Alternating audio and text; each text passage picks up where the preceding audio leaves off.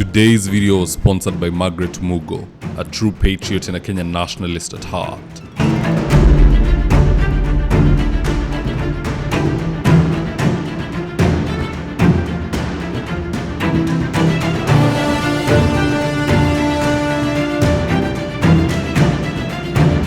Stand by for debrief in 3, 2, 1. In Tanzania, Martha Karua was denied entry, Boniface Mwangi was arrested and detained by local goons, and even former Chief Justice Willy Mutunga was sent back to Kenya. Now, of the three, the main concern here is the detained fellow, Awan Boniface Mwangi. Now, we expect our CS of Foreign Affairs, Mudavadi, to negotiate Boniface Mwangi's release, but instead, he's busy celebrating and saying, "I told you so." Not my words, here's the tip. Watu wamekuwa wakisema President Ruto, very unfortunate headlines in my view, that Kenya is a dictatorial, Kenya is what?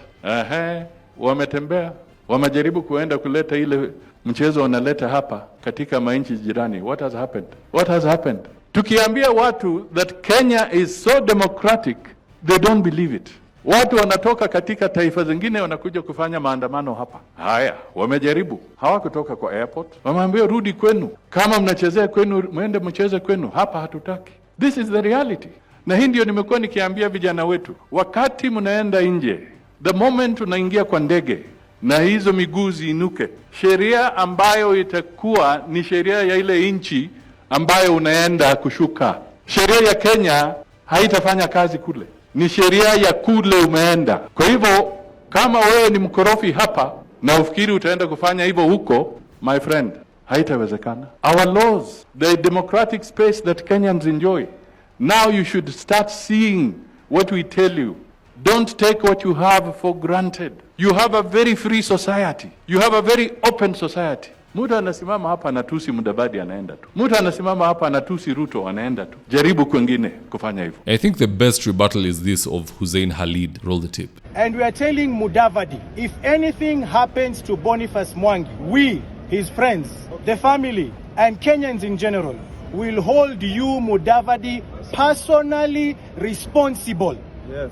Because what you are doing, justifying the disappearance of a Kenyan in a foreign land, has absolutely no justification. The other day we saw someone who was about to be murdered for committing a crime, and the government of Kenya stood up and tried everything they could to stop what was about to happen. Why is it that the same is not being done so that we are told where Boniface Mwangi is?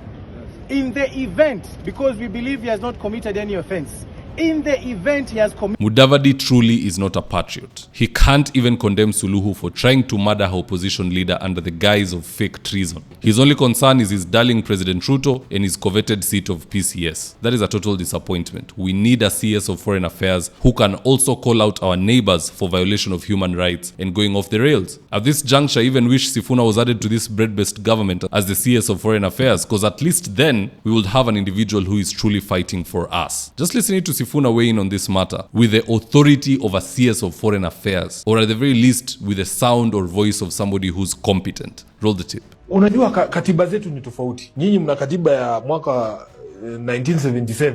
Mimi hata sijazaliwa wakati ule. Yaani ni sheria ambayo imepitwa na wakati. Sisi hapa Kenya tulikuwa na sheria za uhaini kama hizo. Eti kwamba ukikaa hivi uote kifo cha rais, ati unafaa kunyongwa. Lakini kwa sasa sheria ile tuliibadili. Sisi tuna katiba ambaye inawapa watu haki za kimsingi ambazo zinapelekea kwamba hawezi kushikwa tu kiholela eti upelekwe kwa shtaka la uhaini. Kwa hivyo imenishtua kwa sababu matamshi ambaye inasemekana Mheshimiwa Tundu Lissu aliyatamka.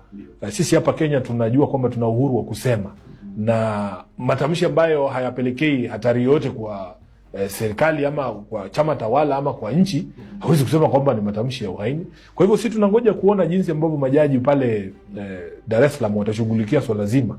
Lakini hapa Kenya sisi tunaona kwamba huo ni ukandamizaji tu wa haki za usemi. Find me a video of Musalia Mudavadi sounding competent on matters international affairs and I'll truly be shocked. That short speech by Sifuna can never be replicated by Musalia Mudavadi, and it's not that he's not bright. It's just that the same way we have selective amnesia, we also have selective incompetence. To serve in this government, you need to be incompetent. What makes sense should not make sense to you. The right path to traverse should be the wrong path to you. That is exactly what we're seeing unfold. Anywho, 2027 is not too far. It's right here at the event horizon. And with that, guys, if you're here for the first time, please go on and hit the subscribe button. And if you're watching for a different platform, just head on over to YouTube, search for mzitowafula. Hit the subscribe button. You're going to be getting a ton of content of this nature. If politics is something you're passionate about, this is definitely the one channel that you really need to subscribe to. Alright, guys, adios.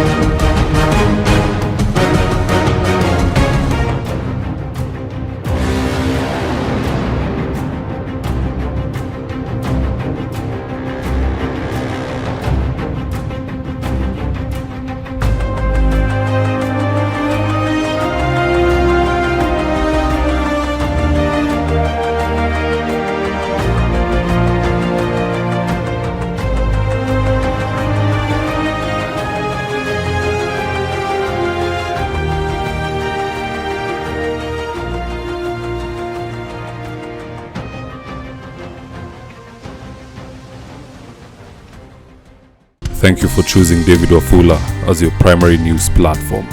We put countless hours in research, recording, and editing.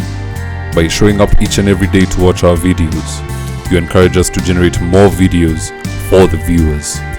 We are on a mission to inform, educate, and build a better tomorrow. To our thousands of followers in a world full of presidents, kings, and queens, you are the real gem. Adios.